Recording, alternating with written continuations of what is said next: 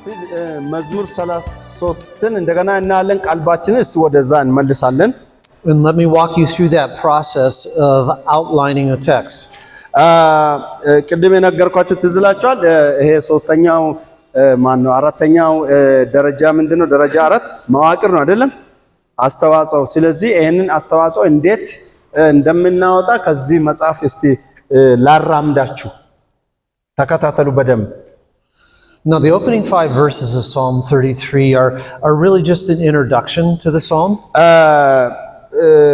በቅንፍ 33 የመዝሙረ ዳዊት የመጀመሪያዎቹ 5 ቁጥሮች እውነት ለመናገር የዚህ መዝሙረ ዳዊት 33 መግቢያ ነው. You can see that he mentions very common psalms kind of themes. ስለዚህ በአብዛኛው የታወቀውን ወይም ደግሞ በመደደ የተለመደውን አይነት የምስጋና አይነት ነው የሚያቀርበው ከቁጥር 1 እስከ 5. But he doesn't develop any of those themes. ከዛ ቀጥሎ ግን ከ6 በኋላ ስትመለከቱ ግን እነዛን ነገሮች ሲያዳብራቸው ወይም ሲያካትታቸው አንመለከትም. So it's clearly worth preaching, but it's still just the introduction for the psalm. እና ጥሩ ነው ከዚህ ክፍል ያንንም መስበክ እንችላለን ግን verses 16 and 17 where we saw what seems to be the historical context. ዝላችኋል ጠዋት እንደተነጋገርነው ቁጥር 16 እና 17 ምን ነበር የተመለከትነው ታሪካዊ ዳራን ነበር የተመለከትነው. The psalmist is facing what happened so often in Israel, some kind of war. ትዝላችኋል በዘማሪው በእስራኤል አገር ሁሌም ጦርነት እንዳለ ያንን አውድ ነበር የሚያሳየን. Now as I look at the verses in between verse 6 through verse 15, as I look at those verses I see some things very quickly. ከቁጥር 6 እስከ 15 ግን አንዳንድ ነገሮችን በፍጥነት እንመለከታለን. I see that all those verses talk about the Lord, they talk about God. ስለዚህ እነዚህ ጥቅሶች ሁሉ የሚያስተምሩት ነው ስለ እግዚአብሔር ታላቅነት ወይም ክብር ነው የሚነግሩን. So as Avra reads them for us, we want to see what they teach us about God. You remember that question? ስለዚህ ትዝላችኋል ቅድም በማሰቢያ ጊዜ የምናየው ክፍል ስለ እግዚአብሔር ምን ያስተምራል የሚለውን መጠየቅ አለብን ብለናል. ትዝላችኋል ልክ እንደዛ አበራ ሲያነብ እነዚህን ስለ እግዚአብሔር እንጠይቃለን ማለት ነው. And are there any repeated themes that kind of tie it all together? እንዲሁም ደግሞ በዚህ በጣም የተደጋገሙ ሐሳቦች አሉ ወይ የሚለውንም እናያለን. So let's read verses 6 through 15. ከቁጥር 6 እስከ 15 እናንብብ ተከታተሉ. በእግዚአብሔር ቃል ሰማዮች ጸኑ ሰራዊታቸውም ሁሉ በአፉ እስትንፋስ የባህርን ውሃ እንደ ረዋት የሚሰበስበው ቀላዮችንም በመዝገቦች የሚያኖራቸው ምድር ሁሉ እግዚአብሔርን ትፍራው በዓለም የሚኖሩ ሁሉም ከእርሱ የተነሳ ይደንግጡ። እርሱ ተናግሯልና ሆኑም እርሱ አዘዘ ጸኑም። እግዚአብሔር የአሕዛብን ምክር ያጠፋል የአሕዛብንም ሐሳብ ይመልሳል። የእግዚአብሔር ምክር ግን ለዘላለም ይኖራል የልቡም ሐሳብ ለልጅ ልጅ ነው። እግዚአብሔር አምላኩ የሚሆንለት ሕዝብ ምስጉን ነው እርሱ ለርስቱ የመረጠው ሕዝብ። እግዚአብሔር ከሰማይ ተመለከተ የሰውንም ልጆች ሁሉ አየ ከማደሪያው ቦታ ሆኖ በምድር ወደሚኖሩት ሁሉ ተመለከተ እርሱ ብቻውን ልባቸውን የሰራ ስራቸውንም ሁሉ የሚያስተውል ይላል. So you help me out. What does this passage teach us about God? እስቲ እናንተ እርዱኝ ስለ እግዚአብሔር ይሄ አሁን ያነበብነው ክፍል ምን ያስተምረናል?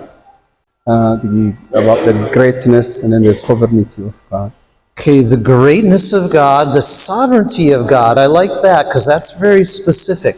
ያ ስለ እግዚአብሔር ሉዓላዊነት ያልከውን ግን በጣም ወድጄዋለሁ.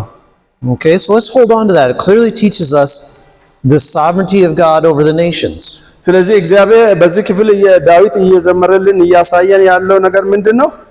እግዚአብሔር በአሕዛብ ሁሉ ወይም ደግሞ በሕዝቦች ሁሉ መካከል ሉዓላዊ እንደሆነ ነው እያሳየን ያለው. And which verses specifically told us that? አንተ አሁን ሉዓላዊነት ያልከው የተኞቹ ጥቅሶች ናቸው የሚያሳዩት? እስቲ which verses? Give me the number. ጥቅሶቹን ንገረን. ስለ እግዚአብሔር ሉዓላዊነት ብቻ ሳይሆን ሕዝቦች ሁሉ ለእግዚአብሔር ሉዓላዊ ነው የሚለውን ከየት አገኘ? verse 10 That's 10 11 and 12 እና ቁጥር 10 11 እና So 12 as I'm studying, I'm going to write next to that the sovereignty of God next to verses 10, 11 and 12. እና ስለዚህ እኔ ለምሳሌ ያጠናው ቢሆን የእግዚአብሔርን ሉዓላዊነት በአሕዛብ ሁሉ ዘንድ ቁጥር 10 ጀምሮ ይናገራል ማለት ነው እስከ 11. Because I think you're right. That attribute of God does summarize those three verses. ስለዚህ እነዚህ ሶስቱንም ጥቅሶች ያ የእግዚአብሔር በሕዝቦች ሁሉ ላይ ሉዓላዊነት የሚለውን በደንብ አድርጎ ይዘናል ማለት ነው። Now, what else do we learn about God in this passage? በዚህ ክፍል መዝሙር ውስጥ ስለ እግዚአብሔር ሌላ ምን እንማራለን? God as a creator. God is the creator, absolutely. እግዚአብሔር ፈጣሪ ነው። የት ጥቅስ ላገኘ? And which verses do we find that in? Verse 6. Sudis, Sabat, Semet, 8 and 9 Zayten. ያ We see it in those ጀምሮ verses. So God is creator, and God is sovereign over the nations. እግዚአብሔር ፈጣሪ ነው። ከቁጥር 6 እስከ 9 አየን። ከቁጥር 10 እስከ 12 ደግሞ እግዚአብሔር ምንድነው? ሉዓላዊ ነው የሚለውን በነገስታት ላይ ሉዓላዊ ነው የሚለውን አየን። And what about verses 13, 14 and 15? ከቁጥር 13 14 እና 15 ደግሞ ምን ያሳያል ስለ እግዚአብሔር? Someone else. እሺ ሌላ የለም። እሺ እርሶ ኦምኒሰንት። እሺ ስለ እግዚአብሔር ሁሉ አዋቂነት Okay. God is all knowing. Yeah. Okay, so are you seeing some repeated themes there? It's all about God and his attributes. ስለዚህ አያችሁ አይደለ? በጣም የተደጋገሙ ነገሮች የሚያሳዩን ስለ እግዚአብሔርና ስለ እግዚአብሔር ባህሪያት ነው የሚነግረን። God knows everything. እግዚአብሔር ሁሉን ነገር ያውቃል። God is sovereign over the nations. እግዚአብሔር በፍጥረታት ሁሉ ወይም ደግሞ በሕዝቦች ሁሉ ላይ አለቃ ነው ወይም ዳኛ ነው ወይም ጌታ ነው። Now, God is creator. እግዚአብሔር ደግሞ የፍጥረታት ሁሉ ምንድነው? ፈጣሪ ነው። But let me ask you this question. እስቲ ይህን ጥያቄ ልጠይቃችሁ። Is it really about God the creator, or is it about how God created? እስቲ የሚጠይቀው ይሄ ክፍሉ እግዚአብሔር ፈጣሪ መሆኑን ነው የሚነግረን ወይስ እግዚአብሔር የፈጠረውን ነገር እንዴት እንደፈጠረ ነው የሚነግረን? And the answer is both. But ስለዚህ መልሱ ሁለቱም ነው። ግን how did God create? What does the text say? እና ጥቅሱ ምን ይላል? እግዚአብሔር እንዴት ነው የፈጠረው? በአፉ እስትንፋስ። እስቲ ጎንበስ ብላችሁ ለእግዚአብሔር እንዴት ነበር? ሌላ አለ? ይኸውና ያ በቃሉ በእስትንፋስ። እሺ Can you do that? እናንተ ይህንን ማድረግ ትችላላችሁ? No. መፍጠር ትችላላችሁ? If you need to build a house, can you say house and it just exists? አሁን ለምሳሌ ቤት ብትሰሩ በቃ ይሄ ቤት እንዳለ በቃ በእኔ ቃል እንዳለ ቆመ ትላላችሁ?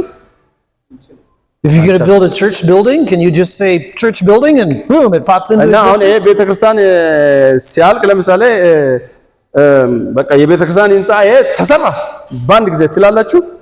Can your wife say supper and then there's suddenly food on the table instantly? ለምሳሌ ሚስታችሁ እራት ወደ ጠረጴዛ እንዲመጣ ከፈለገች እራቶ ና ማለት ትችላለች? Of course ጠረጴዛው not. ላይ ትችላለች? አትችልም። Only God has that power. እግዚአብሔር ብቻ ነው ያንን የማለት ኃይል ያለው። And so those verses are not just about the fact that God is creator, እና እነዛ ጥቅሶች በእርግጥ እግዚአብሔር ፈጣሪ መሆኑን ብቻ አይደለም የሚናገሩት፣ but they are also about how powerful he is because he could create just with a word. እግዚአብሔር እንዴት በቃሉ በመፍጠሩ እንዴት ኃይለኛ እንደሆነም ጭምር ነው የሚነግሩን። So now what I'm seeing in this passage is three attributes of God. ስለዚህ እነዚህ ከቁጥር 6 ጀምሮ እስከ 15 አሁን ቅድም ትዝላችኋል ስለ መዋቅር ነው እያወራን ያለን እና ሶስት መዋቅሮችን ነው እየነገሩን። ስለዚህ ሶስት የእግዚአብሔር ባህሪያትን እናያለን ማለት ነው። I'm seeing God's power proven by how he created the world. የመጀመሪያው ምንድነው? እንዴት እንደፈጠረ ፍጥረቱን ሳይ የሚያሳየን ምንድነው? የእግዚአብሔርን ኃይል ያሳያል ማለት ነው። We fear him not just because he's creator, but because he just said universe and boom, there it was. እግዚአብሔርን የምንፈራው እሱ ፈጣሪ ብቻ ስለሆነ ሳይሆን የፈጠረበትን ኃይል ስለምናይ ነው። ፍጥረትን በሙሉ በቃሉ ይሁን ብሎ ስለፈጠረ በጣም ኃይለኛ ነው ማለት ነው እግዚአብሔር። So we have God's power shown by the fact that he created from nothing with a word. እግዚአብሔር ኃይሉን በሌላ ነገር ሳይሆን በቃሉ ብቻ ፍጥረቱን በመፍጠሩ ኃይለኛ መሆኑን እንማራለን። We have God's sovereignty over the nations. ስለዚህ ደግሞ እግዚአብሔር በነገስታት ሁሉ በህዝቦች ሁሉ ላይ ሉዓላዊ ነው። They make their plans, but it's God's plan that will happen. እና ልክ ነው እነሱ እቅድ ሊያቅዱ ይችላሉ የዓለም ነገስታት፣ ግን የሚፈጸመው የእግዚአብሔር እቅድ ብቻ ነው። Donald Trump and Iran have their plans, but we know that God, his plan will happen. እና ዶናልድ ትራምፕ እና የኢራን ፕሬዝዳንት ወይም መሪ እንዲና እንዲህ ልናደርግ ይችሉ ይሆናል፣ ግን የእግዚአብሔር እቅድ ብቻ ነው የሚፈጸመው። And God sees and knows everything about you and what you're going through and what you're thinking and feeling. እና እግዚአብሔር በዚህ ሉዓላዊነቱ ሁላችሁን ያያል። እሱ ማየት ብቻ ሳይሆን በምን አይነት ሁኔታ ውስጥ እያለፋችሁ እንደሆነ ጭምር ነው የሚያየው። So what we have is a repeated theme, one attribute of God. እና በተለያየ ነገር የተደጋገሙ ሐሳቦችን አይተናል። እነዚህ ሐሳቦች ደግሞ አንዱን የእግዚአብሔርን ባህሪ አሳየን። A second attribute of God. ሁለተኛው ደግሞ ባህሪ የእግዚአብሔር ባህሪ አየን። And then a third attribute of God. እና ሶስተኛውን ደግሞ የእግዚአብሔር ባህሪ አየን። Now, let's take that and set it next to what we saw in verses 16 and 17. እና ከቁጥር 16 እና ይሄን ካየን በኋላ ቁጥር 16 እና 17ን እስቲ እንመልከት። If the historical situation is war, as it seems to be, ስለዚህ ቅድም ጠዋት እንደተመለከትነው የዚህ መዝሙር ታሪካዊ ዳራው እስራኤል ሕዝብ የሚያልፍበት ጦርነት ብዙ ጦርነቶች ቢሆኑ if you are afraid you and your family might be killed in a war here in Ethiopia, ለምሳሌ እንደዚህ አይነት ሁኔታ ባለበት ጦርነት ባለበት እናንተና እናንተ ቤተሰብ በጦርነት ውስጥ እንዴት እናልፋለን ብላችሁ ብትፈሩ wouldn't you want to know that God is powerful enough to create with a word? ስለዚህ በእንደዚህ አይነት ሁኔታ ውስጥ እያለፋችሁ እግዚአብሔር ኃያል እንደሆነ ማመን አይጠበቅባችሁም? It's not about warriors, it's not about horses, it's not about battle tanks. ስለዚህ ስለ ጦረኞቹ አይደለም፣ ስለ ፈረሰኞቹ አይደለም፣ ስለ ሰረገሎቹ ወይም ተዋጊዎቹ አይደለም። ክፍሉ የሚናገረው ስለ እግዚአብሔር ነው። It's not about airplanes and missiles. ስለ ሚሳይሎች፣ ስለ አውሮፕላኖች አይደለም። It's about the God who can create from nothing. That's how powerful. እና ክፍሉ የሚናገረው ከባዶ ምንም ከሌለበት ሁሉን ነገር መፍጠር የሚችል ኃይል ስላለው ስለ እግዚአብሔር ነው ዝማሬው ከፍ የሚያደርገው። Could you trust the God who created from nothing? ስለዚህ ምንም ከሌለበት ሁሉን ነገር ወደ መኖር ያመጣው የፈጠረውን አምላክ ነው መፍራት ያለባችሁ ወይስ በጦርነት ውስጥ በሚታልፉበት ሁኔታ ውስጥ ነው መፍራት ያለባችሁ? And wars are usually started by nations. እና ጦርነት ሁሌም ያለ ነው። ነገስታት ህዝቦች ጦርነት ይጀምራሉ። Isn't it comforting to know that God can wipe out the plans of the nations? እና ይሄ የእግዚአብሔር ኃይለኛነት በሱ ላይ እንድትደገፉ አያደርጋችሁም? እግዚአብሔር ማንኛውም ነገር ያመጣውንም ነገር ሊያጠፋ የሚችል ኃይል አለው። In World War II or before World War II, Italy plans to conquer and rule Ethiopia. ለምሳሌ ትዝ ይላችኋል ከሁለተኛ ዓለም ጦርነት ከመምጣቱ በፊት ጣሊያን ኢትዮጵያን ለመግዛት ውሳኔ አድርጋ መጣ ነበር። God wiped out the plan. እና እግዚአብሔር ግን በሁለተኛ ዓለም ጦርነት በእናንተ ውጊያ ብቻ ሳይሆን የሁለተኛ ዓለም ጦርነት በመምጣቱ እግዚአብሔር ያንን እቅድ አፈረሰ። Do you think in a war you could trust the God who is sovereign over the nations? ስለዚህ በጦርነት ውስጥ እንኳን ብትሆኑ እግዚአብሔር በነገስታት በዓለም ሁሉ ላይ ስልጣን ያለው ሁሉን መቆጣጠር የሚችል መሆኑን አታምኑም? እኔ Oh, but in war people die and they starve to death and they get sick. እውነት ነው። እንደዚህ በጦርነት ሰዎች ይሞታሉ፣ ይወጋሉ፣ ይታመማሉ ልትሉ ትችላላችሁ። There are bombs falling, buildings are falling down, everything is destroyed. ቦምብ እየወረደ ነው፣ ጦርነት አለ፣ ህንጻዎች እየፈራረሱ ነው። The government doesn't work, there's no water, there's no petrol. ስለዚህ መንግስት ደግሞ በትክክል እየሰራ አይደለም። ውሃ ለመጠጣት የለም፣ መኪና ለማሽከርከር ጋዝ የለም፣ there's no food. እና የለም how can we know that God will keep his eyes on us and take care of us? ስለዚህ ይሄ ሁሉ እያለ ግን ለኛ የሚጠነቀቅ አምላክ መሆኑን ስለ እግዚአብሔር እንዴት ልናውቅ እንችላለን? በዚህ ሁኔታ Will he lose sight of us because of the smoke and the bombs and the destruction? ስለዚህ ይሄንን ማየት አንችልም። የምናየው ሁሉ ቦምብ ያፈነዳውን የቤት ጭስ እሳት ብቻ ነው የምናየው። Can you trust the God who knows everything? እግዚአብሔር ሁሉን ነገር የሚያየውን አምላክ ላይ ትደገፋላችሁ? Who sees everyone? እያንዳንዳችንን ያያል። Who made you and your heart and knows what you are thinking and feeling? እናንተን ሲፈጥር ልባችሁንም የፈጠረው እሱ ስለሆነ በልባችሁ የምታስቡትን ነገር ሁሉ ያውቃል። Could you trust that God in the midst of a war? ስለዚህ ይሄንን እግዚአብሔርን በዚህ ጦርነት አስቸጋሪ ሁኔታ ውስጥ በሱ ትታመናላችሁ? Do you see what the psalmist is doing? ስለዚህ አያችሁ ዘማሪው ምን እያደረገ እንደሆነ? He's laid out for you 3 attributes of God that you need to hold on to. ስለዚህ በዚህ መዝሙር ውስጥ ሲታጠኑ ምን አለ? 3 መዋቅሮችን የምትከተሉበትን አዋቀረላችሁ። When you're in danger of any kind, including war, በጦርነትን ጨምሮ በማንኛውም አደጋ ውስጥ ሲታልፉ you need to trust in God's power.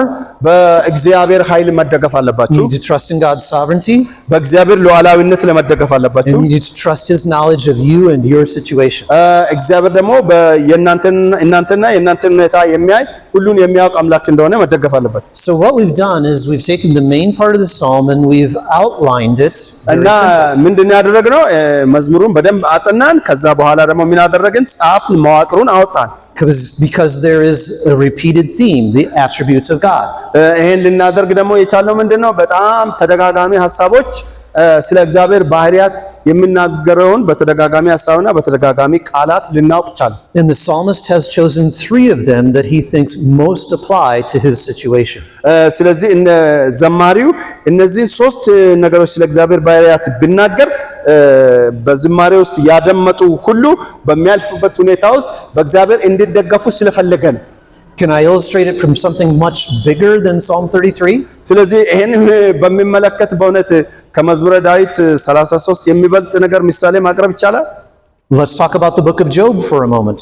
ለምሳሌ ይሄም ይቻላል። እስቲ ከመጽሐፈ ኢዮብ ደግሞ እንመልከት። The book of Job mentions many of God's attributes. እና የኢዮብ መጽሐፍ ስለ እግዚአብሔር ባህሪያት ብዙ ነገር ይናገራል። But there are 3 of them that especially the book of Job focuses on. እና ኢዮብ ግን ከነዚያ ከእግዚአብሔር ብዙ ባህሪያት ውስጥ ግን በ3ቱ ላይ አተኩሮ ነው የጻፈው። God's sovereignty. እግዚአብሔር ሉዓላዊነት። God is sovereign over Satan. He's sovereign over Job's sicknesses and destruction. እግዚአብሔር በሰይጣን ላይ ሉዓላዊ ነው፣ በሚስቱ ላይ ሉዓላዊ ነው፣ በኢዮብ ደግሞ ቁስል በሚያልፍበት ሁሉ ላይ ሉዓላዊ ነው። The book of Job is also about God's wisdom. እንደውም ደግሞ ስለ እግዚአብሔር ጥበብ ይናገራል ኢዮብ መጽሐፍ።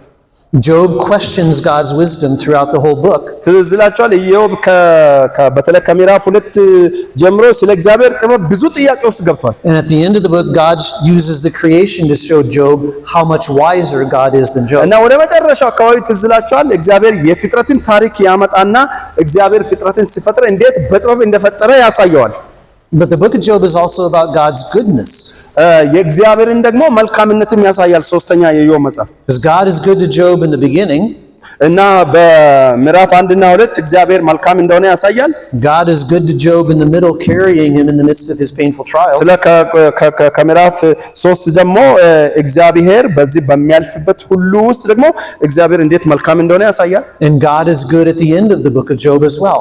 በመጨረሻ የመጽሐፉ መጨረሻ በተለይ ከ38 ከ40 በኋላ ደግሞ ባለውም እግዚአብሔር የመልካምነቱን ለኢዮብ ያሳያል። Because God gives him more children and restores his financial well-being. እንደገና ሀብቱንም መለሰለት፣ እንደገና ደግሞ ልጆቹንም በመመለስ እግዚአብሔር ለኢዮብ መልካምነቱን አሳየ። The whole book of Job can be outlined with those 3 attributes. ስለዚህ ጠቅላላ ከምዕራፍ 1 እስከ 42 የኢዮብን መጽሐፍ በእነዚህ 3 መዋቅሮች መስበክ ማስተማር ይቻላል። Now here in Psalm 33, the author does the same thing. ስለዚህ በዚህ መዝሙር 33 ላይ ጸሐፊ ወይም ደግሞ ይህን ክፍል የዘመረው ዘማሪው እንደዚህ ነው ያደረገው። He chooses attributes that especially comfort and strengthen you when you're thinking about the dangers of war. ስለዚህ ይህን መዝሙር ሲዘምር እናንተ በእግዚአብሔር አስቸጋሪ ጊዜ በሚታልፉበት ጊዜ በእግዚአብሔር ልትደገፉ እንድትችሉ የሚያደርጉትን የእግዚአብሔርን ባህሪያት ነው የዘመረላችሁ። In the book of Job, it was God's sovereignty, God's wisdom, and God's goodness. እና በኢዮብ ውስጥ ስለ እግዚአብሔር ሉዓላዊነት፣ ስለ እግዚአብሔር ደግሞ ጥበብ እንዲሁም ስለ እግዚአብሔር መልካምነት ነው። Those are things you have to believe in when you're going through the hardest trials of your life. በአስቸጋሪ እንደ ኢዮብ በአስቸጋሪ ሁኔታ ውስጥ በሚታልፉበት ጊዜ የእግዚአብሔርን ሉዓላዊነት፣ የእግዚአብሔርን ጥበብና በእግዚአብሔር መልካምነት ላይ መደገፍ አለባችሁ። But when you face war, there's other attributes of God that you want to hold on to. ግን ደግሞ ጦርነት ውስጥ ስታልፉ ደግሞ እነዛ ሶስቱን ነገሮች ደግሞ ይነግረናል። God is more than a missile or a grenade. በጦርነት ውስጥ ስታልፉ ከጦርነት ውስጥ በሚያልፈው ነገር ሳይሆን እግዚአብሔር ከነዛ ሁሉ ኃይለኛ እንደሆነ ይነግረናል ዳዊት። He can create from nothing. He is the most powerful person in the universe. ምንም ከሌለበት እግዚአብሔር ከአጽናፈ ዓለሙ ላይ ኃይለኛ ስለሆነ ምንም ከሌለበት አንድ ነገር ማምጣት የሚችል ኃይል አለው። And when the Amalekites or the Assyrians or the Babylonians are invading, it's good to know that God's sovereign over the nations. አማሌቅ ሲወር እንደገና ፍልስጤማውያንም ህዝቡን ሲወር እንደገና አሦራውያንም በጦርነት ህዝቡን ሲወር እስራኤል ህዝብ በእግዚአብሔር ታምኖ መቆም አለባቸው፣ ምክንያቱም እግዚአብሔር ኃይለኛ ስለሆነ። And when you're afraid that God will lose sight of you because of the smoke and all the buildings falling down, ስለዚህ በተለያየ አይነት ሁኔታ ጭስ በጭስ ከተማው ስለሚሆን ቦምብ ስለሚያፈርሰው አቧራ ስለሚበዛበት እግዚአብሔር እናንተን ይመስላልን? አይደለም። እግዚአብሔር እናንተንና በእናንተ ውስጥ ያለውን ሁሉንም ነገር ማየት ይችላል። It's good to know that God knows everything about you. ስለዚህ መልካም ነገር ነው ማለት ነው። እግዚአብሔር ምንም ሳይቀር ስለናንተ ያውቃል። He knows everything you fear and everything you're feeling. ምንም የሚያስፈራራችሁን ነገር ምንም ሳይቀር ያውቃል። In other words, the psalmist is using the attributes of God to keep his fears away.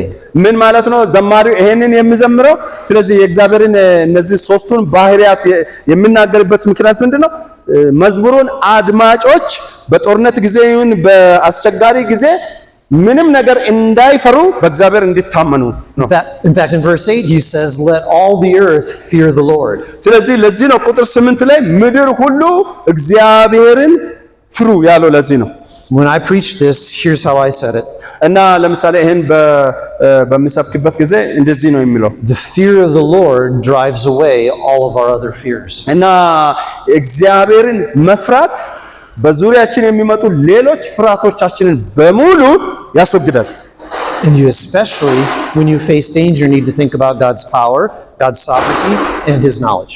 እና ስለዚህ በእንደዚህ አይነት በሚያስፈራ ሁኔታ ውስጥ በሚታልፉበት ጊዜ እነዚህ ሶስት ነገሮችን ስለ እግዚአብሔር ኃይለኛነት ማሰብ አለባቸው። ስለ እግዚአብሔር ሉዓላዊነትና ስለ እግዚአብሔር ሁሉ አዋቂነት ማሰብ አለባቸው። Let's see what it does in the rest of the psalm. እና በቀጣይ ከመዝሙር 33 ላይ ደግሞ ቀጥሎ ባሉ ቁጥሮች ምንድን ነው ያለው? We've outlined it with those three attributes.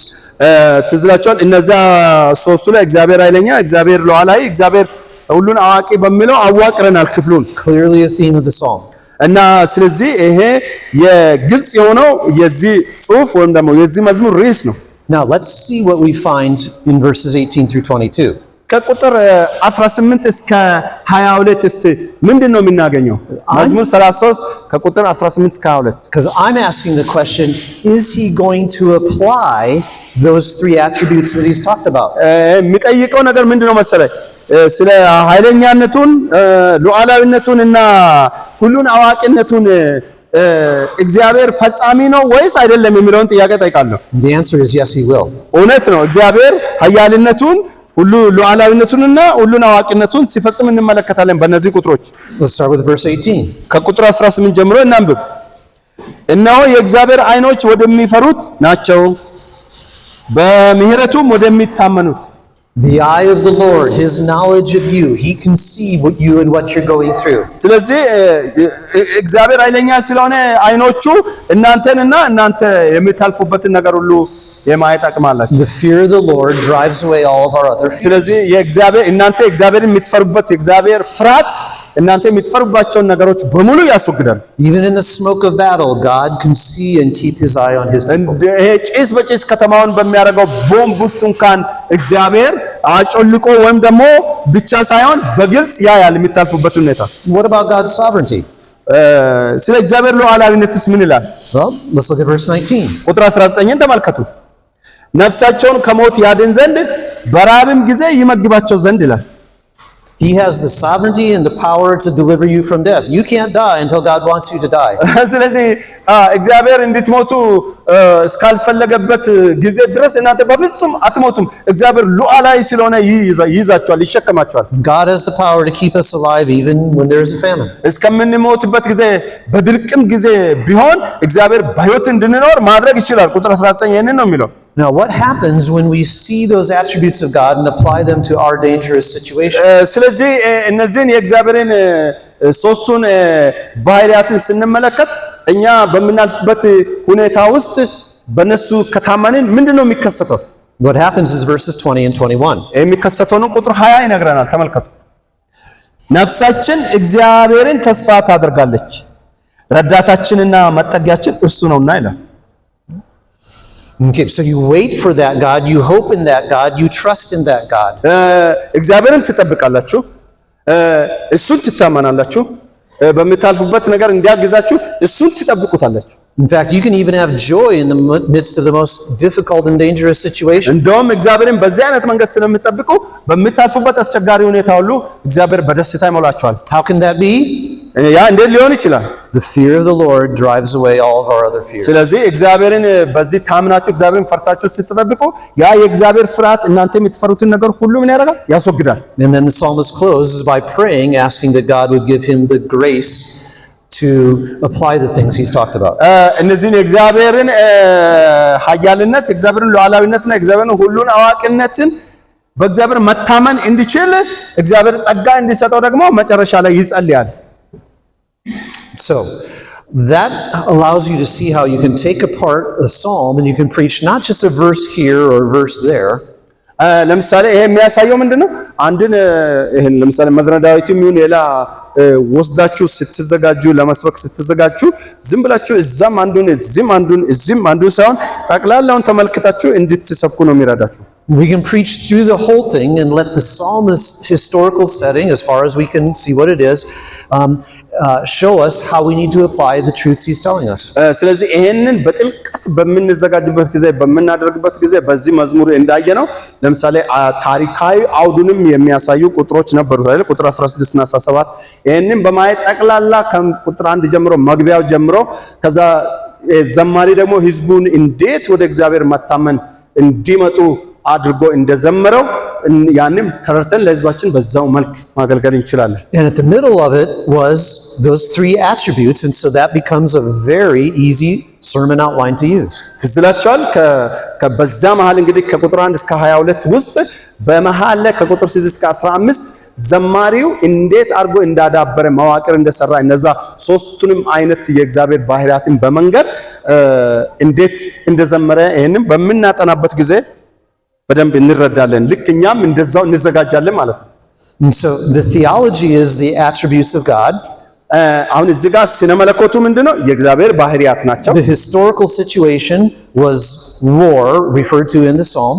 ታሪካዊ ዳራው ደግሞ ቁጥር 17 እና 18 ላይ 16 እና 17 ላይ ያለው የጦርነት ታሪክ ነበረ። War and the fear that produces. ስለዚህ ያ ጦርነት የሚፈጥረው ፍርሃት ነው። And we took that from the Old Testament and we walked across the bridge to our church today. ለምሳሌ ይሄንን በያኔ ሁኔታ ነው ዘማሪው በዘመረበት ሁኔታ ነው ያየነው። ከዛ ያንን ተረዳን፣ ይሄንን ይዘን ደግሞ ወደ ዛሬው ቤተክርስቲያን እንመጣለን ማለት ነው። And what we discover is that you and I need exactly the same theology and exactly the same application. ስለዚህ ይሄን በማጥናት እዛ የነበረውን ስነ መለኮት ከተረዳን በኋላ ይሄን ስነ መለኮት ደግሞ ወደ ዛሬው ሳንቀየር አምጥተን ህዝባችን ይሄን ተግባራዊ የሚያደርግበት በህይወቱ እንረዳለን ማለት ነው። Whatever our dangerous situation is, ዛሬም ምእመናን በግለሰብም ሆነ በቤተክርስቲያን ደረጃ በየትኛውም አስቸጋሪ ሁኔታ ውስጥ ሲያልፉ it might be war or it might be some other situation. ጦርነት ሊሆን ይችላል ወይ ድርቅ ሊሆን ይችላል ሌላም መሬት መናወጥ ሊሆን ይችላል። What we need to do is hold on to those three attributes of God. ስለዚህ በምንም አይነት ምእመናችን እያለፈ ይሁን እነዛን ሶስቱንም አይነት የእግዚአብሔር ባህሪያትን እናገኝ and let the fear of the Lord drive away our other fears. እና በእነዚህ ምክንያት ደግሞ በሰዎች ውስጥ ያለው ፍርሃት በእግዚአብሔር ፍርሃት ከህዝቡ እንዲላቀቁ እንፈልጋለን። Amen. አሜን። Do you agree?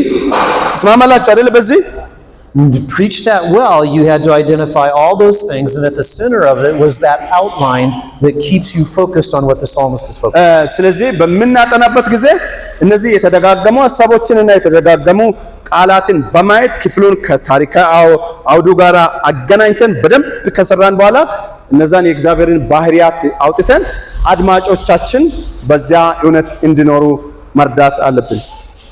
Now, that was a short example. I'm going to give you a little harder example. ያ ደግሞ ትንሽ አጠር ያለ ምሳሌ ነው የነገርኳችሁ፣ ግን አሁን እስቲ ሰፋ ያለውን እንመልከት። And to see that, turn to the New Testament with me. እስቲ ወደ አዲስ ኪዳን ሂዱ።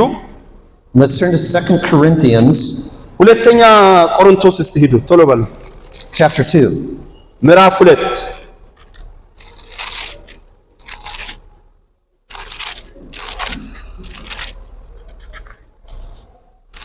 And what we're going to do is practice that idea of outlining or renaming every part of the text. ስለዚህ በሁለተኛ ቆሮንቶስ የምንመለከተው ምንድነው? አሁንም መዋቅር እንዴት እንደምንሰራ ነው ማራምዳችሁና የሚረዳችሁ። This is one of the most important skills in your study process. ስለዚህ በጣም ይህን ጥናት ለመስበክ በምታጠኑበት ሂደት እጅግ በጣም አስፈላጊው ልምምዳችሁ እንድትልቁ የሚያደርግ ነገር ነው። For me to preach for God, I need to find out what He says in this passage. ስለዚህ ለእግዚአብሔር ለመስበክ ከዚህ ከመረጥኩት ክፍል ምን እያለ እንደሆነ ማወቅ አለብኝ። And I need to understand the historical situation so I don't just put my ideas on the passage. ስለዚህ ይሄ የተጻፈበትን የራሴን ሐሳብ ዝም ብዬ ከምናገር ይሄ ሲጻፍ የነበረበትን ታሪካዊ አውድ ማወቅ አለብኝ። Now, 2 Corinthians is a book that more than any other book in the New Testament is loaded with important history. What history? It's loaded with important history, 2 Corinthians. በአዲስ ኪዳን ጳውሎስ በተለይ ጳውሎስ ከጻፋቸው ደብዳቤዎች ውስጥ በጣም የሚገርም ታሪካዊ ሁኔታዎች የተጫኑበት መጽሐፍ ነው ሁለተኛ ቆሮንቶስ። As you know, there have been many problems in the Corinthian church. እንደምታስታውሱት በቆሮንቶስ ቤተክርስቲያን ብዙ ችግር ነው የነበረው አይደል? Paul wrote them a letter before 1 Corinthians that didn't solve the problem. እና ታሪኩን እንደምትከታተሉ ከሆነ ጳውሎስ ከአንደኛ ቆሮንቶስ በፊት የሆነ ደብዳቤ ጽፎ ነበር። ያ ደብዳቤ የጻፈው መፍትሄ አላመጣም። Paul referred to that letter in 1 Corinthians 5 verse 9. እና አንደኛ ቆሮንቶስ ምዕራፍ 5 ቁጥር 9 ላይ ትዝ ይላችኋል። መጀመሪያ የጻፍኩላችሁ ብሎ ደብዳቤውን ስለ ደብዳቤው ተናግሯል። And then Paul wrote the letter that we call 1 Corinthians to that church. ከዛ በኋላ ሁለተኛ ደብዳቤ አሁን ግን እኛ አንደኛ ቆሮንቶስ ብለን የምንለውን ደብዳቤ ጻፈላቸው። That seemed to solve some of the problems, like the issue about the resurrection. ለምሳሌ ይሄ ደብዳቤ ትንሽ ለውጥ አምጥቷል። ለምሳሌ አንደኛ ቆሮንቶስ ምዕራፍ 15 ላይ ስለ ትንሣኤ ሙታን ስለምናገር But it clearly didn't solve all the problems. እና ግን አሁን እኛ ሁለተኛው እሱ የጻፈው ግን አሁን እኛ በእጃችን ያለው አንደኛ ቆሮንቶስ የምንለው ሁሉንም ነገር በእውነት አልቀረፈም። And so Paul made a trip to the city of Corinth from Ephesus, where he was planting that እና በዚህ መሃል እንግዲህ ከኤፌሶን ወደ ቆሮንቶስ ሄዶ ነበር። That trip is not mentioned in the book of Acts. ይሄ በአንደኛ በሐዋርያ ሥራ ይሄ አልተጻፈም። But we know that it happened. እና ግን እኛ በታሪክ ስንመረምር እናውቃለን ተከስቷል ሆኗል። Because when Paul writes 2 Corinthians, he says, "This will be my third visit to you." ስለዚህ ትዝ ይላችኋል በሁለተኛ ቆሮንቶስ ላይ የሆነ ቦታ ጠቅሷል። ይሄ ሶስተኛ ጉብኝቴ ነው ብሎ So he planted the church in Corinth in Acts 18. እና ሐዋርያ ሥራ 18 ላይ ስንመለከት የቆሮንቶስን ቤተክርስቲያን ተክሏል። He visited the church of Corinth in Acts 20. ሐዋርያ ሥራ 20 ስንመለከት ደግሞ የቆሮንቶስን ቤተክርስቲያን እንደጎበኘ እናያለን። But somewhere in between there was another visit. ስለዚህ በነዛ መካከል ግን አንድ ጉብኝት ነበር። Now, what we find out in 2 Corinthians 2 is Paul talks about that visit and what happened. ስለዚህ ይሄ በሁለቱ መካከል የነበረውን ጉብኝት ያነሳና ሁለተኛ ቆሮንቶስ ምዕራፍ 2 ላይ በዛ ጉብኝት ምን እንደተከሰተ ይናገራል። What happened in that visit is they had a church meeting at Corinth. እና በዛ በመሃል በተደረገው ሶስተኛው ጉብኝት ላይ ከቆሮንቶስ ማህበረ ምዕመናን ጋራ ውይይት ነበረ። And some man in the church verbally attacked the apostle Paul. እና በዛ ጊዜ በዛ ስብሰባ አንዳንድ ሰዎች ሐዋርያ ቅዱስ ጳውሎስን ክፉ ቃላት ተናግረውት ነበር። And the church did not stand with Paul or support Paul in that situation. በዚያን ወቅት ቤተክርስቲያን ከጳውሎስ ጎን አልቆመችም ነበር። In fact, that meeting was so bad and so explosive that Paul had to leave Corinth. እና ስለዚህ ያ ስብሰባ በጣም ከባድ ስብሰባ ነበረ። በዚህ ምክንያት ቆሮንቶስን ትቶ ጳውሎስ መውጣት ነበረበት። And as he went back to Ephesus, he probably thought he had lost the church of Corinth. ስለዚህ ተመልሶ ወዴት ነው? ወደ ኤፌሶን ነው ሄዶ በቃ ተስፋ ቆርጦ የቆሮንቶስን ቤተክርስቲያን በቃ እንደማጣት ቆጥሮ ነበር። When Paul got back to Ephesus, he wrote a letter that he gave to Titus. እና ከዛ ግን ቢሆንም ተስፋ ሳይቆርጥ ተመልሶ ደብዳቤ ከኤፌሶን ላይ ጻፈና ይህን ደብዳቤ በቲቶ ላይ ላከ። And 2 Corinthians 7 says that Titus took that letter back to Corinth. ስለዚህ ያንን ደብዳቤ እንደገና በቲቶ አማካኝነት ወደ ቲቶ ያንን ደብዳቤ ተቀብሎ ወደ ቆሮንቶስ አመጣው። And that letter was a very strong rebuke of the Corinthian church. ያ ደብዳቤ ለቆሮንቶስ ቤተክርስቲያን ምዕመናን በጣም ኃይለኛና የቁጣ ደብዳቤ ነበር። Now, also in 2 Corinthians 7, Paul says when Titus came back and met him again, Titus had a good report. እና ከዛ ኃይለኛ ደብዳቤ በኋላ ተመልሶ ቲቶ ወደ ጳውሎስ መጥቶ ሪፖርቱ ግን ጥሩ ሪፖርት ነበር። Titus assured Paul that the majority of the church of Corinth had repented. ስለዚህ ቲቶ ምን ብሎታል? አብዛኛው የቆሮንቶስ ቤተክርስቲያን ምዕመናን ንስሐ ገብተዋል ብሎ ነገረው። In fact, that man who had verbally attacked Paul, he had repented. ያ ጴጥሮስን ጳውሎስን በቃላት የጎዳው ሰውየውም ጭምር ንስሐ ገብቷል። And so here in chapter 2, we find Paul telling the church what to do with that man who has repented. ስለዚህ ያ ጳውሎስን አታክ ያደረገው ወይም ደግሞ የጎዳው ሰውዬ ንስሐ በመግባቱ ምክንያት በኋላ ላይ በጻፈው ደብዳቤ ሁለተኛ ቆሮንቶስ ምዕራፍ 2 ላይ ቤተክርስቲያኒቱ ምን ማድረግ እንዳለባት ምክር ይመክራል።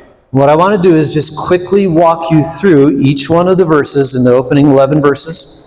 እና ስለዚህ በመጀመሪያዎቹ ምዕራፍ 2 ከቁጥር 1 እስከ 11 አራምዳቸዋለሁ ያንን እንዴት ማድረግ እንዳለባቸው ጳውሎስ እንደነገራቸው And show you how you can discover what Paul is saying there. እና ጳውሎስ እዛ ምን እንዳለ ራሳችሁ እንድታውቁ እረዳቸዋለሁ። And put a simple and helpful label on what's happening.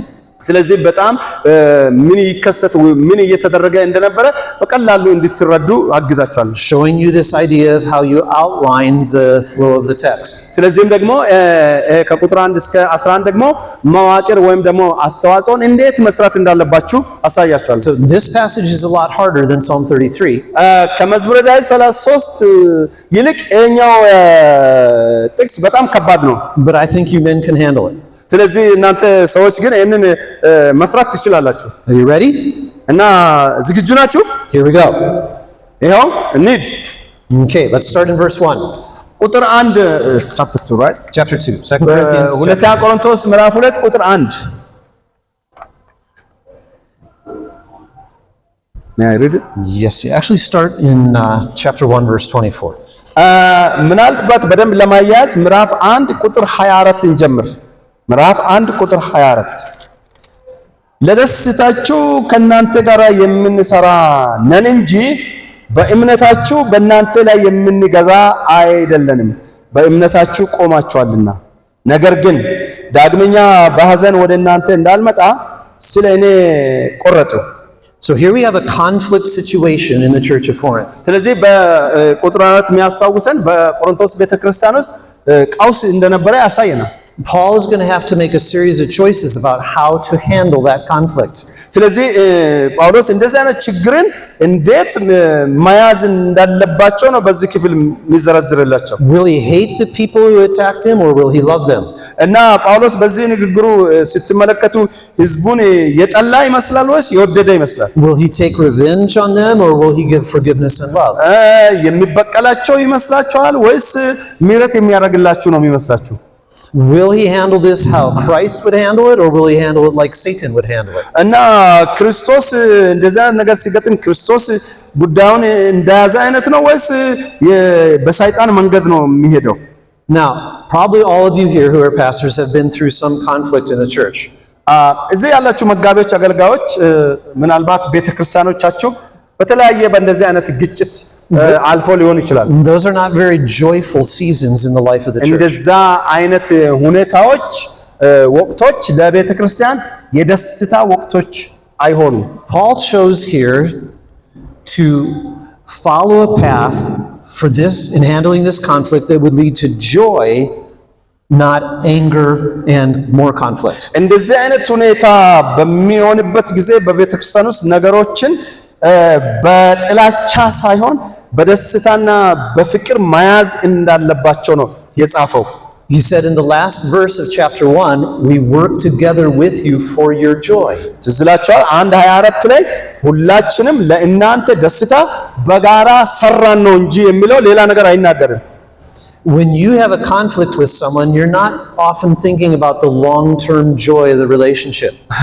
ብዙ ጊዜ ከሰዎች ጋር ስንጣላ ታውቃላችሁ ከሰዎቹ ጋር ለረጅም ጊዜ ሊኖረን ስለሚገባ ደስታ ማሰብ ብዙ ጊዜ አንችልም። In fact, usually you're thinking about getting your way and winning the fight. ስለዚህ ብዙ ጊዜ እነዛ የጎዱን ሰዎች እንዴት ማሸነፍ እንዳለብን ነው የምናስበው። Paul said, I'm not going to handle this in a way that will produce more sorrow. እና ይሄ ሁኔታ ብዙ ሐዘንን በሚፈጥር መንገድ አልይዘውም ማለቱ ነው ጳውሎስ። He said, I'm going to handle this in a way that will bring joy to my relationship with the Corinthians. እነን ከናንተ ጋር የተፈጠረውን ችግር የሚፈታው ሐዘንን በሚጨምር ሳይሆን ብዙ ደስታን በሚያመጣ መንገድ ነው አለ። Paul in this conflict chose joy over anger and selfishness. ስለዚህ በዚህ ሂደት ውስጥ ጳውሎስ የመረጠው ምንድነው? ከቁጣ ይልቅ ደስታን የሚያመጣውን መንገድ ነው። That's how you could relabel those two verses. ስለዚህ እነዚህ ሁለቱ ጥቅሶች ይሄንን ነው የሚያመለክቱት ማለት ነው። We know how different that is than our sinful flesh. ስለዚህ ይሄ ከኃጢአተኛ ሥጋ ማንነታችን እንዴት በተቃራኒ እንደሚቆም እናያለን። You see more of it in verses 2 and 3. ተጨማሪ ደግሞ ቁጥር 2 እና 3 ተጨማሪ ደግሞ እንመለከታለን።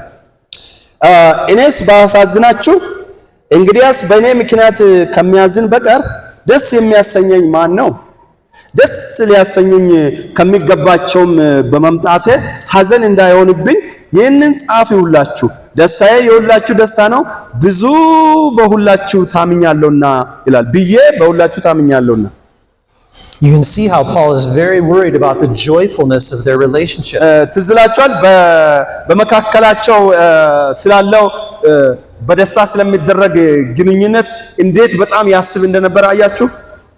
This is the same man that wrote to the Philippians and said, rejoice in the Lord. ይሄው ተመሳሳይ ሐዋርያ ትዝላችኋል ጠዋት እንዳየነው ለፊልጵስዩስ ሰዎች በክርስቶስ ደስ ይበላችሁ ብሎ የጻፈ ራሱ ጳውሎስ ነው። He's just applying that instruction in this situation. ያንኑ ሁኔታ በክርስቶስ ደስ ስለመሰኘት በዚህ አሁን በቆሮንቶስ ቤተክርስቲያን ውስጥ ላለው ሁኔታም ጭምር ይጠቀማል። You married men, if you have a disagreement with your wife, ያገባችሁ እስቲ ካገባችሁበት ጊዜ ጀምሮ ከሚስቶቻችሁ ጋር ተጋጭታችሁ አታውቁም?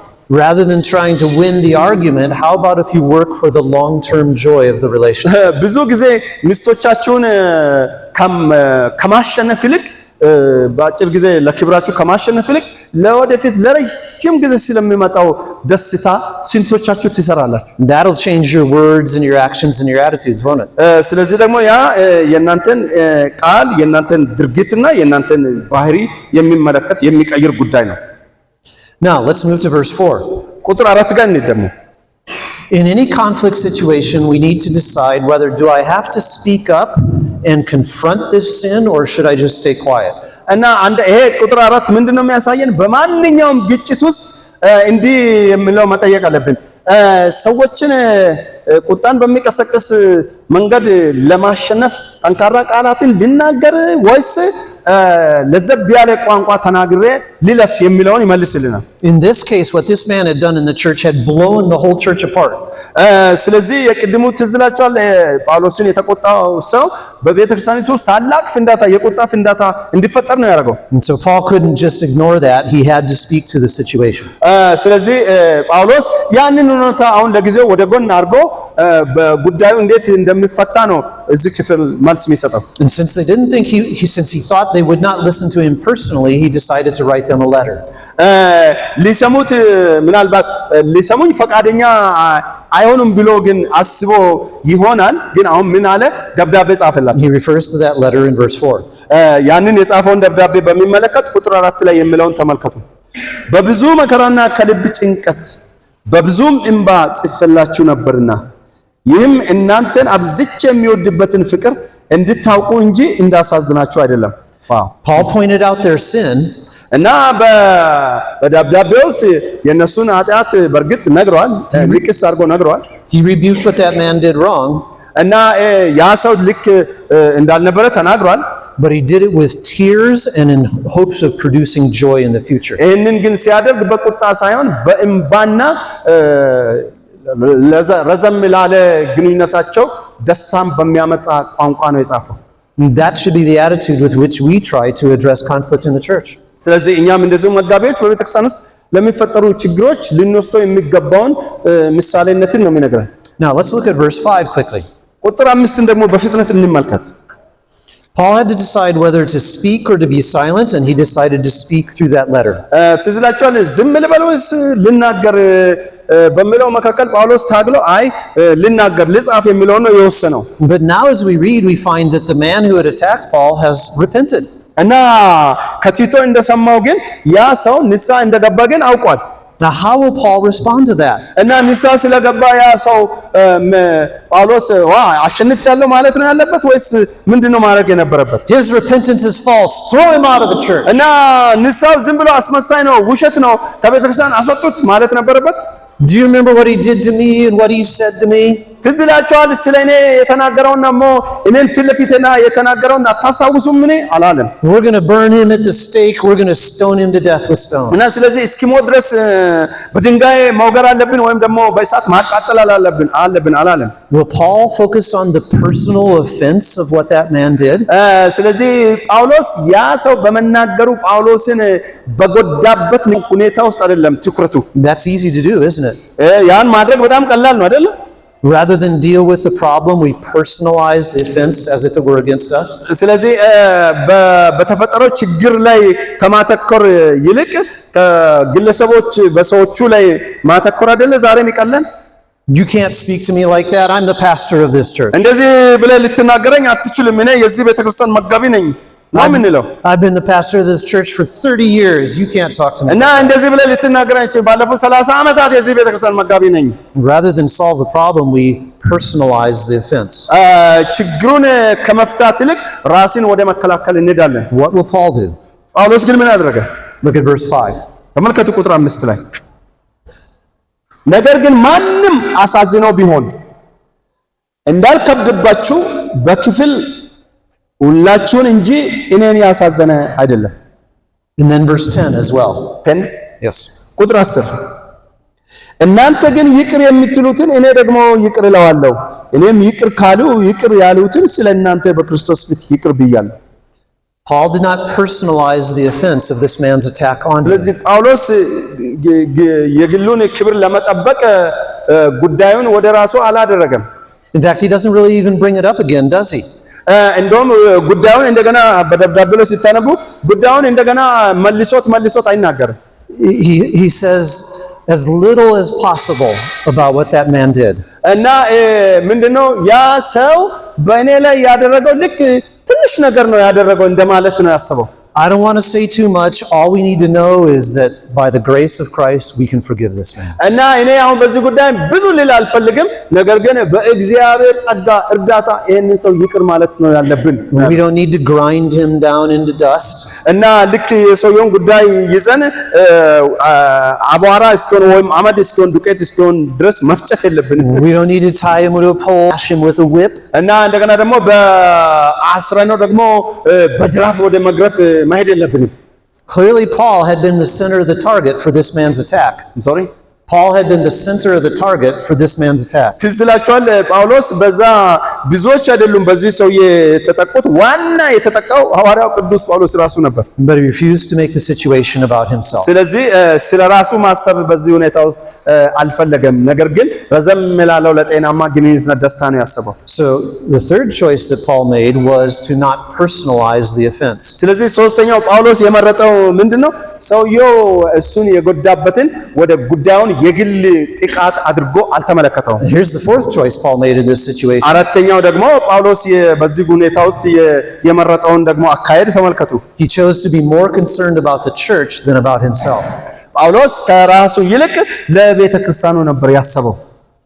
Look at verse 5 and verse 10 again. See if you can ቁጥር pick that 5 out. እና 10 እንደገና እንመልከት። ነገር ግን ማንም አሳዝነው ቢሆን እንዳልከብድባችሁ በክፍል ሁላችሁን እንጂ እኔን ያሳዘነ አይደለም። ቁጥር 5 Okay, so Paul said, you know, yeah, he caused pain to me, እኔ ከሶኛል፣ እኔን ጎድቶኛል። but the real concern was he caused pain to the people in the church. እኔም ብቻ አይደለም ግን እሱ የጎዳው ጠቅላላ ሁላችንም ነው፣ ቤተክርስቲያኒቱን ነው የጎዳው። That's a shepherd who's more concerned about the sheep than he is about his own reputation or ስለዚህ ይሄ ትክክለኛ ከራሱ ይልቅ ለመንጋው የሚያስብን እረኛ ነው ጳውሎስ። You see the same attitude in verse 10 again. ቁጥር 10 ላይ ደግሞ ተመሳሳይ ነገር እንመለከታለን እና ቁጥር 10 እናንተ ግን ይቅር የምትሉትን እኔ ደግሞ ይቅር እለዋለሁ፣ እኔም ይቅር ካሉ ይቅር ያሉትን ስለእናንተ በክርስቶስ ፊት ይቅር ብያለሁ። I forgive him, said Paul, and I do it especially for your sake. ይህን ሰውዬ ይቅር ብያለሁ። ይህን ሰውዬ ይቅር ያልኩት ግን ስለ እኔ ሳይሆን ስለ እናንተ ጭምር ነው። It's for the glory of Christ, ለክርስቶስ ክብር፣ for the good of the church. ለቤተ ክርስቲያን መልካምነት መታነስ። And Paul isn't really even in the picture, is he? ስለዚህ እንደውም ጳውሎስ ራሱን ከምን ወጣ? ከስዕሉ ውስጥ ራሱን አስወጣ ማለት ነው። The whole attack had been on Paul personally, ሁሉም ጥቃት በሱ ላይ ነበር ያተኮረው። but he didn't personalize it, and he was more concerned about the church than how it affected ይልቅ him. እሱ እንደተጠቃ ሳይሆን ቤተ ክርስቲያንን እንደሚጎዳ ነው ያሰበው። And that's a choice we have to make in church conflict. ስለዚህ በቤተ ክርስቲያን ግጭት ውስጥ እንደዚህ አይነት ምርጫ ነው መምረጥ ያለብን። We need to be more concerned about the church than about ourselves. ስለዚህ ከራሳችን ይልቅ ስለ ቤተ ክርስቲያን መንጋ ነው ማሰብ ያለብን። Let's see a fifth choice that Paul had to make here. አምስተኛ ደግሞ አካሄድ ሙሴ ይቅርታ ጳውሎስ የመረጠው In verse 6 we find that Paul chose to let other people handle the situation and to trust them. እና ጳውሎስ ጉዳዩን ይሄ አምስተኛው ማለት ነው ጉዳዩን በቤተክርስቲያን ውስጥ ያሉ ሰዎች ከሱ ይልቅ እነዛ ሰዎች እንዲይዙት ነው ጉዳዩን የፈለገው። Paul wasn't there in Corinth, so he had to trust the leaders of that church to handle it rightly. ምክንያቱም ይሄን ደብዳቤ ሲጽፍ ጳውሎስ በኤፌሶን ነበር እንጂ በቆሮንቶስ አልነበረም። ስለዚህ እዛው ቤተክርስቲያን ውስጥ ያሉ ሰዎች ጉዳዩን እንዲይዙት ነው ያደረገው። And they were a church that almost never handled things rightly. They were a church that almost never handled things in the right way. ስለዚህ በእርግጥ ብዙ ቤተክርስቲያናት እንደዚህ አይነት ነገር ሲከሰት በጥንቃቄ አይዙትም ይታወቃል። And so look at verse 6. ቁጥር 6 ተመልከቱ። እንደዚህ ላለ ሰው ይህ ከእናንተ የምትበዙት የቀጣችሁት ቅጣት ይበቃዋልና ይላል። Paul did not have to have personal control over that situation. ስለዚህ ጳውሎስ የተከሰተውን ከዚህ ሰውዬ የተነሳ የተከሰተውን ጉዳይ እሱ ሊይዘው አልፈለገም። Whatever the leaders have decided, Paul says, I'm happy with that. ስለዚህ መሪዎች እናንተ ይዛችሁ የምትወስኑትን ነገር እኔ እስማማለሁ፣ በቃ ይቀበላለሁ ነው ያለው። If you say the man is repentant, I trust you that he is repentant. ስለዚህ ሰውየው ንስሐ ገብቷል ካላችሁ በቃ አምናችኋለሁ ንስሐ ገብቷል ነው የሚለው። I'm not going to come back to Corinth and reopen the whole case and examine the whole thing again. ስለዚህ እኔ ወደ ቆሮንቶስ የመጣው ጊዜ እስቲ ያንን ጉዳይ ብዬ እንደገና አላነሳም፣ እንደገና ደግሞ ምርመራ አላደርግም። I trust you guys to handle it. እና እናንተን እታመናለሁ፣ በእናንተ አምናለሁ ጉዳዩን እንደምትይዙትና እንደምትፈቱት። That's very mature, isn't it? ስለዚህ ይሄ በጣም ብስለትን የሚጠይቅ ነው አይደለም? Now, let's look at verse 7. ቁጥር 7 ምን ይላል? Paul chose forgiveness over revenge and bitterness. ስድስተኛው ደግሞ ውሳኔ ያደረገው ምንድነው? ጳውሎስ ከምሬትና ከቁጣ ይልቅ ይቅርታ ማድረግን ነው የመረጠው። ቁጥር 7 እንደዚህ ያለው ከልክ በሚበዛ ሐዘን እንዳይዋጥ ይልቅ ተመልሳችሁ ይቅር ማለትና ማጽናናት ይገባችኋል። And so, the punishment that they would have done would have been a church discipline, I suppose. መቼም መቅጣት ያለባቸው ካል የቤተክርስቲያን ይሄ ቅጣት ዲሲፕሊን ይባላል ቅጣት ነው መቅጣት ያለበት። That's the only punishment that I know that a New Testament church can give, right? ስለዚህ ያንን ነው ቤተክርስቲያን ቅጣት ማድረግም ካለበት ይሄንን አዲስ ኪዳን የሚያሳየን እሱም ብቻ ነው። Paul said, I trust you if you say the man is repentant. እና አምናችኋለሁ እናንተ ሰውየው ንስሐ ገብቷል ካላችሁ እናንተን አምናለሁ And if you have forgiven him, I'm glad to forgive him too. እናንተ ይቅር ካላችሁት እኔም በደስታ ይቅር እለዋለሁ Paul wasn't going to come back to Corinth and rage and storm and yell and shout and attack the man. እና ጳውሎስ ይህን ጉዳይ እንደገና ወደ ቆሮንቶስ ጉብኝት መጥቶ ጉዳዩን አንስቶ ማጫጫህ አያስፈልገው He said, if you've forgiven him, I forgive him. እናንተ ይቅር ያላችሁትን እኔም ይቅር እለዋለሁ And make sure that you affirm your love for him so he doesn't sit in a corner of the church by himself. ስለዚህ ምንድነው ቤተክርስቲያን ጥግ ውስጥ ጥግ ላይ ቁጭ ብሎ እንደ ተጠላ አይነት መቁጠር የለበትም በፍቅር ያዙት ነው The repentant one is drawn back into the full life of the church. ስለዚህ ይሄ መጀመሪያ የጠፋው ግን ንስሐ የገባው ወደ ማህበረ ምእመኑ ተቀላቅሎ ያንን ከማህበረ ምእመኑ የሚመጣውን የፍቅር ሙቀት ማግኘት አለበት Now that man's not going to get to serve in leadership. በነገራችን ላይ ሊባርጉ ያ ሰው ወደ መሪነት መምጣት የለበትም He's forfeited that privilege by the way that he has sinned. ስለዚህ በመረጠው መንገድ ኃጢአት ስለሰራ ያንን የመሪነትን ጉዳይ ራሱ ጥሎታል But he is gladly welcomed back into the love and the fellowship of the church. ግን በቅዱሳን የፍቅር ህብረት እቅፍ ግን መግባት አለበት ወይም ደግሞ በእኛ ቋንቋ ጥሩ አባል ሆኖ መኖር ይችላል Paul chose forgiveness over bitterness or revenge. ስለዚህ በዚህ አይነት ጳውሎስ ምን አለ ብቀላንና ከምሬት ይልቅ ይቅርታን መረጠ Another choice Paul made is he chose to obey Christ rather than to obey his emotions. ሰባተኛው ደግሞ ጳውሎስ የመረጠው ደግሞ what did he chose? He chose to obey Christ rather than his emotions. ስለዚህ ጳውሎስ ከራሱ ከተጎዳበት ስሜት ይልቅ ክርስቶስን ለመታዘዝ መረጠ Verses 9 and 10. ቁጥር 9 እና 10 ተመልከቱ ስለዚህ ደግሞ ጽፌ ነበርና ይቅርታ እንድታጸኑ እለምናችኋለሁ ስለዚህ ደግሞ ጽፌ ነበርና በሁሉ የምትታዘዙ እንደሆናችሁ የእናንተን መፈተን አውቅ ዘንድ አሳቤ ነበረ እናንተ ግን ይቅር የምትሉትን እኔ ደግሞ ይቅር እላለሁ እኔም ይቅር ካሉ ይቅር እላለሁና ስለእናንተ በክርስቶስ ፊት ይቅር ብያለሁ Paul is testing the Corinthians to see if they will obey Christ and forgive the man. በዚህ ጽሑፉ የቆሮንቶስን ቤተክርስቲያን ምእመናንን እየፈተነ ነው ኢየሱስን ነው የሚታዘዙት ወይስ እውነት ሰውዬ ይበቀሉታል Paul could give them that test because he had already passed it.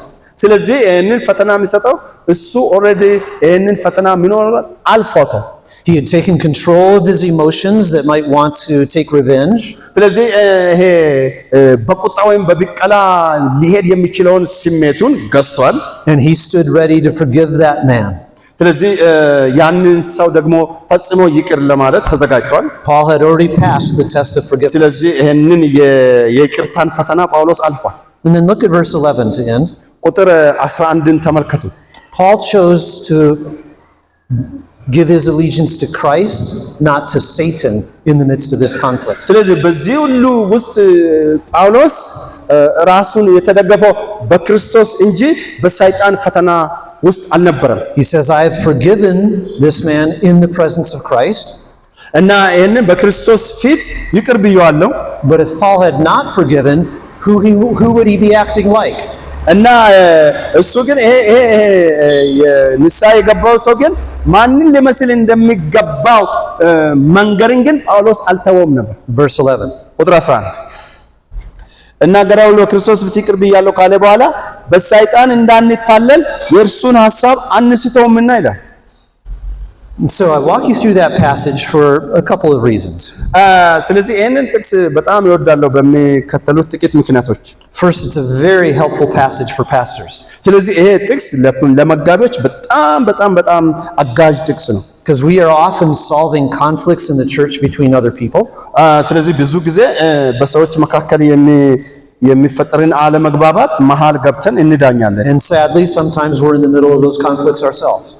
እና አንዳንድ ጊዜ እንደዛ አይነት አለመግባባቶች በራስ ፍላጎት ላይ የሚያተኩሩ ናቸው And our temptation might be to win the battle and destroy everybody who's questioned our leadership. ምናልባት ፈተናው ሊሆን የሚችለው ምንድነው በዚህ ሁኔታ ውስጥ ማንም እኛ እንዳይጠይቀንና እኛ አሸናፊዎች እንደሆነና መሪነታችንን ጥያቄ ውስጥ የሚያስገባ ነገር ማንም እንዳለ እንፈልግ ይሆናል። I'm going to win and destroy everybody else if I have to. ስለዚህ ችግር የሚፈጥርብኝን በሙሉ አሸንፋለሁ። እንደዚህ አይነት ችግር በቤተክርስቲያን ውስጥ ከኔ አንፃር እንዳይከሰት ፈልጋለሁ። As we look at Paul in this passage, we realize that's not the way to handle it. እና ይሄን ቁጥር 11 ግን ስንመለከት ጳውሎስ ግን እንደዛ አይደለም ያካሄደው። Paul made a series of choices, እና ጳውሎስ ከላይ ያሉትን ምርጫዎች እንዳደረገ አይተናል። and that's what I used to outline this passage. እና ይሄንን ክፍል በእንደዚህ አይነት ነው መዋቅር የሚሰራው። Now, you could do it in other ways. That's not the only way to handle this text. ይሄ ብቸኛ መንገድ አይደለም መዋቅር ለማለት። እናንተም በተለያየ አይነት መንገድ ሐሳቡን አትሳቱ እንጂ በተለያየ አይነት መንገድ መዋቅር መስራት ትችላላችሁ። But what we see is that Paul was concerned about long-term joy, not about winning the battle. ጳውሎስ በጊዜያዊነት በተጎዳበት ጉዳይ ላይ ሳይሆን ትኩረት ያደረገው ከቤተ ክርስቲያኒቱ ጋር የረጅም ጊዜ ደስታ ላይ ነው ትኩረት ያደረገው። In this situation, he had to speak up and address the sin. ስለዚህ ይሁን እንጂ ይሄን ጉዳይና ኃጢአትን ግን መሞገትን አልተወም። But he did that with the glory of Christ and the good of the church in mind. ይህንን ያደረገው ግን ለክርስቶስ ክብርና ለቤተ ክርስቲያኑ ምእመኑ መታነጽ ነበር። And Paul just kept taking himself out of the middle of the picture because it wasn't about Paul. ስለዚህ ከዚህ ሁኔታ ውስጥ ሁሉ ምንድነው ቢጠቃም ራሱን አወጣ። ምክንያቱም እሱ ስለራሱ መብት አልነበረም መናገር የነበረው። It wasn't because Paul had been attacked or because Paul had been offended. ይህን ጉዳይ ሊፈታ የፈለገው እሱ ስለተጠቃ፣ እሱ ስለተሰደበ፣ እሱ ስለተጎዳ አልነበረም። He was genuinely worried about the glory of Christ and the peace of the church. በእርግጥ እሱን ያስጨነቀው ምንድነው የክርስቶስ ኢየሱስ ክብርና የማህበረ ምእመኑ መታነጽ ነበር። And so because of that, he trusted the people who were handling the situation. ስለዚህ ደግሞ ምን አደረገ? ይህንን ጉዳይ እሱ ካለበት ኤፌሶን ሲጽፍ ጉዳዩን እሱ ገብቶበት ሳይሆን በጉባኤ መካከል ያሉ ሰዎች ጉዳዩን እንዲይዙት ነው ያደረገው። He accepted that the man had genuinely repented. ስለዚህ ደግሞ የሰውየውን እውነተኛ ንስሐ ተቀብሎ ነበር። He gladly forgave the man though he was far away. ከሱ ከከተማው ራቅ ብሎ ቢኖርም ግን ሰውየውን ግን ይቅር ማለት ችሏል። And he urged the Corinthians to affirm their love for that man. ስለዚህ ደግሞ ቆሮንቶስ ምእመናንም ሰውየውን አርቀው እንዲመለከቱ ሳይሆን አቅርበው በፍቅር እንዲይዙት መከራቸው። He did that because he was not controlled by his emotions, but he was controlled by Christ. ይህንን ሲያደርግ ደግሞ በስሜቱ አልነበረም የተገፋው፣ ስሜቱ አልነበረም ይገፋው የነበረው የእግዚአብሔር ልጅ የኢየሱስ ክርስቶስ ክብር ነበር ይገፋው የነበረው። And he didn't want to see Satan destroy that church in Corinth. እና ደግሞ በመጨረሻም ደግሞ ሰይጣን ግን ያንን ቤተክርስቲያን እንዳይጎዳ ነበር ያሰበው። So that's a much more complicated passage than Psalm 3 or than Philippians 4. ስለዚህ ጧት ካየናቸው ሶስት ጥቅሶች ልክ ይሄ ትንሽ ውስብስብ ይመስላል። But again, you see how important the historical situation was. ትዝላችኋል። ግን ይሄ የዛን ጊዜ ቅድም ቀድሞ የነገሯቸው ስለ ደብዳቤዎች ያ ታሪካዊ አውድ እንዴት ይረዳ እንደነበር ተመልከቱ። And when you read through Acts and 1st and 2nd Corinthians, you can piece together all the pieces of the history. ስለዚህ ሐዋርያ ሥራ ላይ አንደኛ ቆሮንቶስ ላይ እንዲሁም በሁለተኛ ቆሮንቶስ ላይ ያሉ ታሪካዊ ዳራዎችን እያንዳንዱን አንድ ላይ አቀናጅታችሁ አቀናብራችሁ ስትመለከቱ ክፍሉን በደንብ እንድትረዱ ያደርጋችኋል። And then you find some way to relabel what Paul is doing in each of those verses. ከዛ በኋላ ይሄን ካገኛችሁ በኋላ ደግሞ በእያንዳንዱ ጥቅስና ወይም ደግሞ ቁጥር ላይ እንዴት መዋቅር እንደሰራ ያንን በጥንቃቄ ረጋ ብላችሁ መመልከት ያስፈልጋል። That allows you to walk people right through the text. ይሄ ለምን ነው የሚረዳችሁ?